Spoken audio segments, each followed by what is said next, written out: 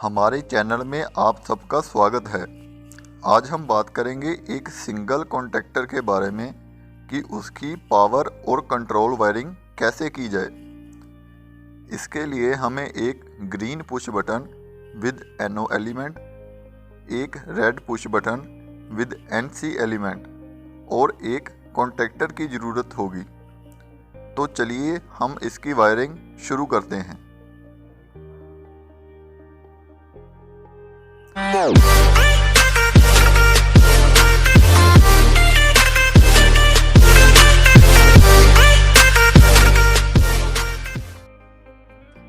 सबसे पहले हम कॉन्टैक्टर में मेन वायरिंग करेंगे, जिसको मेन वायरिंग और पावर वायरिंग भी कहा जाता है। इसमें हम एक तरफ RYB फेस मेन सप्लाई देंगे,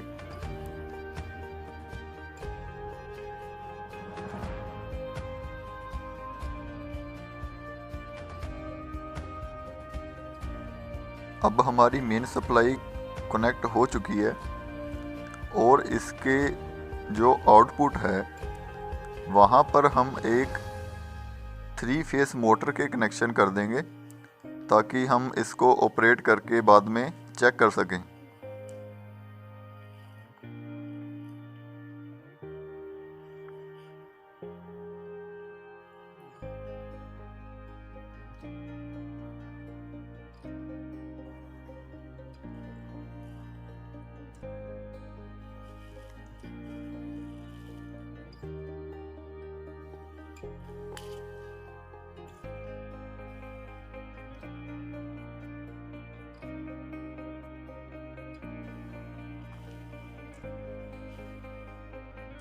अब हमारे कॉन्टैक्टर में मेन सप्लाई और इसकी आउटपुट मोटर तक पहुंच चुकी है।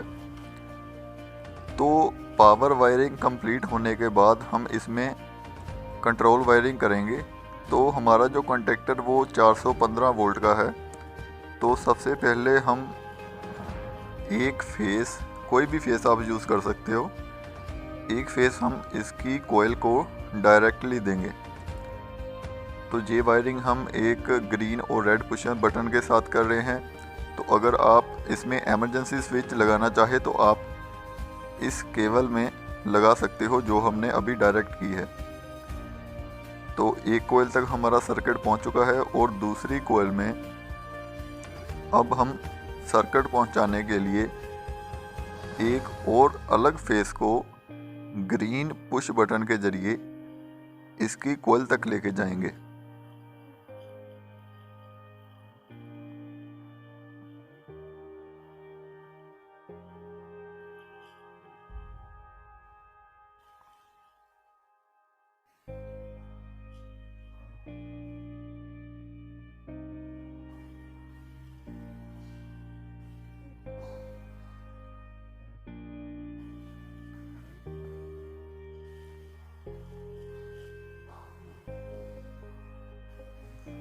अब हमारे 2 फेस मतलब कि 415 वोल्ट हमारे कॉन्टैक्टर की कॉइल तक पहुंच चुका है। तो अब हम इसकी टेस्टिंग करें तो आप देख सकते हो कि इसको सिर्फ प्रेस करने पर ये काम करेगी। तो अब हमें इसमें होल्डिंग देनी है। तो हम एक फेस डायरेक्टली इसके रेड पुश बटन में देंगे। तो ये सप्लाई आप कॉन्टैक्टर से भी ले सकते हो और ग्रीन पुश बटन से भी ले सकते हो। ग्रीन पुश बटन की इनपुट से आपने ये लूप लेनी है और इसी NC पॉइंट के अब आउटपुट से हम इसकी सप्लाई कॉन्टैक्टर के NO पॉइंट से लेके जाएंगे।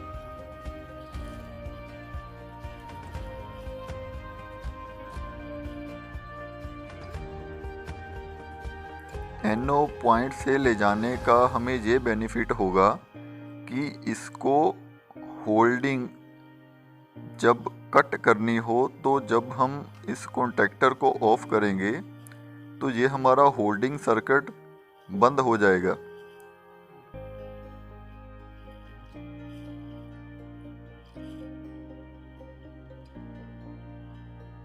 तो अब इसके NO पॉइंट की आउटपुट से हम इसको डायरेक्टली कोयल तक सप्लाई पहुंचा देंगे। तो अब हमारा जो कंट्रोल वायरिंग है वो कंप्लीट हो चुकी है। तो अब हम इसकी टेस्टिंग करेंगे। जैसे कि आप देख रहे हो कि इसकी मोटर कंटिन्यूस वर्क कर रही है और रेड बटन से ये स्टॉप हो रही है, मतलब कि इसको जो होल्डिंग सिस्टम है वो अब मिल रहा है। तो इस कंट्रोल वायरिंग के और भी काफ़ी से तरीके हैं। अगर आप कोई अलग तरीका अपनाना चाहते हो तो आप कमेंट बॉक्स में ज़रूर हमें बताएं, हम आपको इससे भी कोई आसान तरीका ज़रूर बताएंगे। तो हम अगली वीडियो में मिलेंगे, तब तक के लिए नमस्कार।